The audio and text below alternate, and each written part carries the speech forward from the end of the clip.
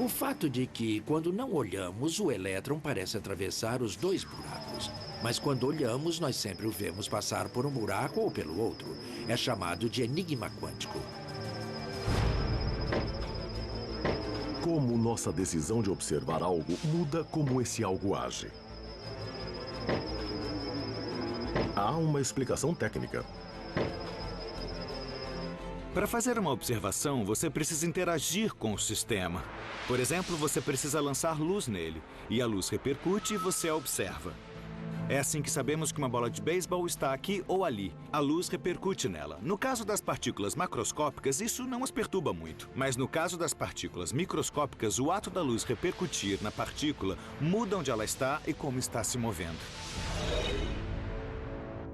Então, no universo microscópico, onde fótons de luz têm cerca do mesmo tamanho que partículas subatômicas, os fótons têm um grande impacto quando iluminam as partículas para que possamos vê-las.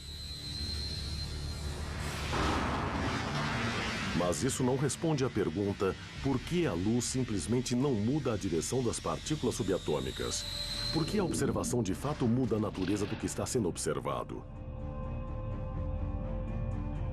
A resposta curta é não sabemos. Esse é o mistério fundamental da mecânica quântica, a razão que torna a mecânica quântica difícil. Misteriosamente, quando olhamos as coisas, vemos partículas. E quando não olhamos, as coisas são ondas. É algo que nós cientistas temos discutido apaixonadamente durante quase 100 anos e ainda não há consenso. Quando foram divulgados, há um século, esses resultados perturbaram a mente mais brilhante da ciência. Einstein disse: "Eu não acredito na física quântica porque acredito que a Lua está lá mesmo quando não estou olhando para ela."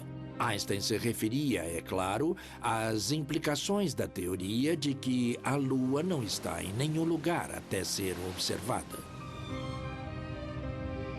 No entanto, as paradoxais conclusões do experimento da fenda dupla vão além. Recentemente, graças à tecnologia, os cientistas puderam realizar uma fascinante variação do teste. Seus resultados questionam nossa percepção do próprio tempo. Essa é uma versão high-tech do experimento da fenda dupla. Elétrons são lançados em direção a uma barreira com duas fendas. Mas os cientistas podem atrasar sua decisão de observarem os elétrons até depois de passarem pelos buracos, mas antes de baterem na tela. É como se eu estivesse num campo de beisebol e uma bola fosse atirada em direção à barreira com os buracos. Mas meus olhos estão fechados, então ela atravessa e se comporta como uma onda. Mas aí, no último segundo antes de atingir a tela, eu abro os olhos e decido observá-la. Nesse momento, os elétrons, em essência, tornam-se partículas. E, aparentemente, sempre foram partículas desde que saíram do canhão de elétrons. Então, é como se eles voltassem no tempo antes de passarem pelos buracos e decidissem passar por um ou por outro. Não pelos dois, como fariam se estivessem se comportando como ondas. Isso é loucura. Esse é o enigma. O que nossa escolha do que experimentar fazer determina o estado anterior do elétron. De um jeito ou de outro, nós tivemos uma influência nele, o que parece viagem no tempo. Os cientistas estão apenas começando a entender o que esses mistérios microscópicos significam para a viagem no tempo e a mudança do passado em nosso dia a dia. Mas uma coisa é clara. As regras que governam esse mundo subatômico indicam um universo que é tão misterioso quanto a ficção científica. De fato, a física quântica pode sugerir que a realidade é simplesmente um fruto da nossa imaginação.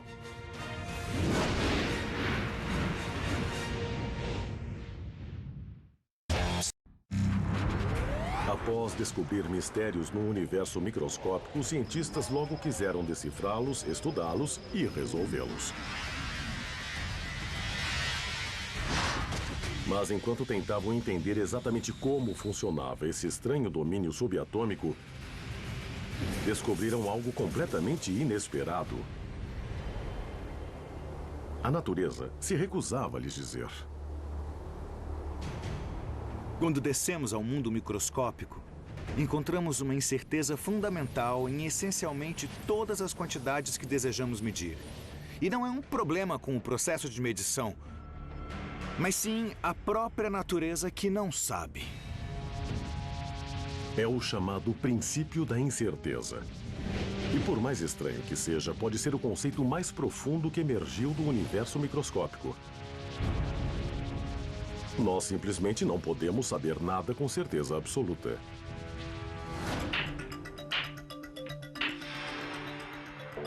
Em nosso mundo cotidiano, achamos que sabemos muito sobre as coisas ao nosso redor.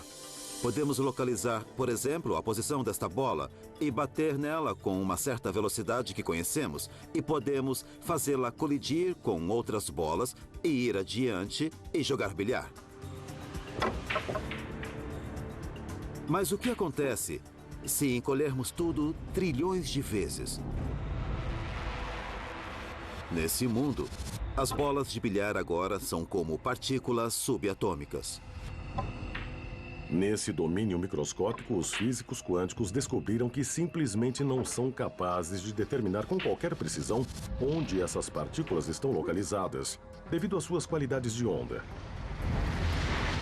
E o que é mais estranho, se os cientistas tentarem isolar uma partícula, ela sempre gerará energia suficiente para romper os limites antes que sua posição e velocidade sejam determinadas.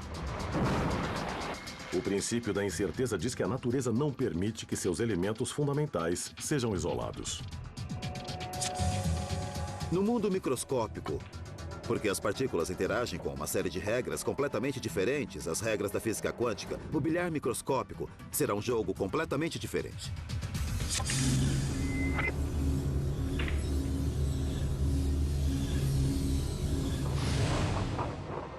A incerteza do universo microscópico vai bem além da localização das partículas.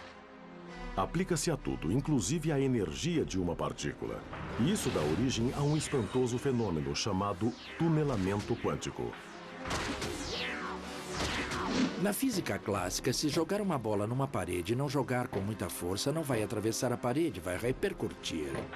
Mas, se for um elétron e você não jogar com muita força para atravessar a parede, pode atravessar do mesmo jeito, e isso se chama tunelamento quântico. Mas como isso é possível? Pode parecer bizarro, mas um modo de explicar o tunelamento quântico é que a incerteza do universo microscópico permite que uma partícula empreste energia do futuro para romper a barreira e a devolve depois que passou para o outro lado. O elétron, na verdade, já está do outro lado da parede e, portanto, pode atravessá-la e aparecer do outro lado da parede. Desde que as maravilhas do mundo microscópico foram descobertas há um século, as pessoas perguntam se o tunelamento quântico, estar em vários lugares ao mesmo tempo e o que parece viajar para trás no tempo, pode ser obtido em nosso mundo cotidiano. Alguns cientistas dizem que jamais seremos capazes de atirar uma bola através de uma barreira sólida. Uma bola de beisebol é um colossal número de partículas. Seria preciso que todas elas, coletivamente, aparecessem em outro lugar para que a bola de beisebol, de repente, aparecesse inteira em outro lugar. E isso é extraordinariamente improvável. Um único elétron ou um único próton podem fazer isso. Mas quanto maior a partícula ou a coleção de partículas, mais difícil se torna o processo de tunelamento. No entanto, um número crescente de físicos estão desenvolvendo uma teoria mais ousada. Sabemos que essas minúsculas partículas podem estar em dois lugares ao mesmo tempo, mas eu sou feito dessas partículas, então se elas podem estar em dois lugares ao mesmo tempo, eu também posso. Os cientistas chamam isso de interpretação de muitos mundos da física quântica. Eles dizem que, tal como o elétron no experimento da fenda dupla, todos os seres humanos estão em vários lugares ao mesmo tempo. Dizem que sempre que alguém toma uma decisão, não escolhe uma opção em vez de outra.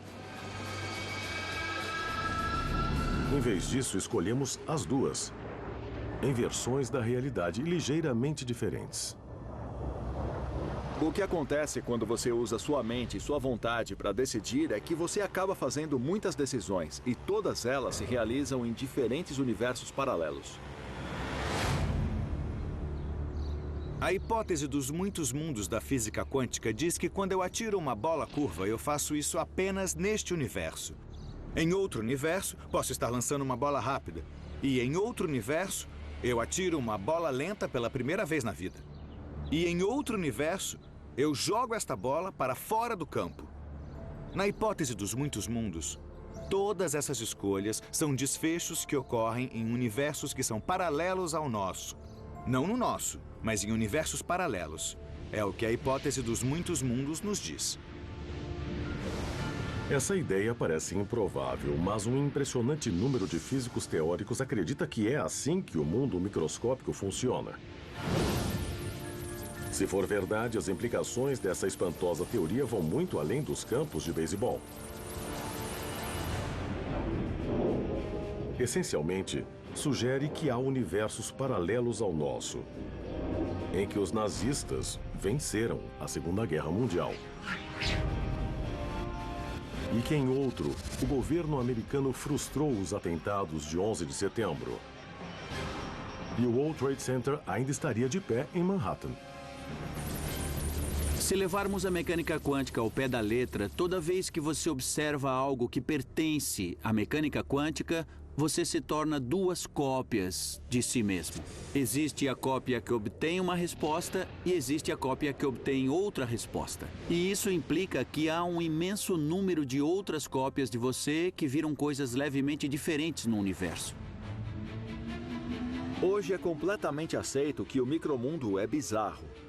Muitos esperavam que essa bizarrice se confinasse ao micromundo, de modo que coisas grandes como nós fossem imunes e sempre estivessem num único lugar. Mas está claro agora que essa esperança era ingênua. A bizarrice não pode ser confinada. O fascinante debate sobre a interpretação dos muitos mundos da física quântica continuará até que os físicos finalmente resolvam os mistérios do universo microscópico. No entanto, alguns astrônomos estão concluindo que nós jamais seremos capazes de explicar completamente esses mistérios, porque, segundo seus cálculos, a vasta maioria da matéria que mantém o universo unido existe numa dimensão superior que nunca poderemos explorar. Quer saber se pode dirigir aqui? Olha só.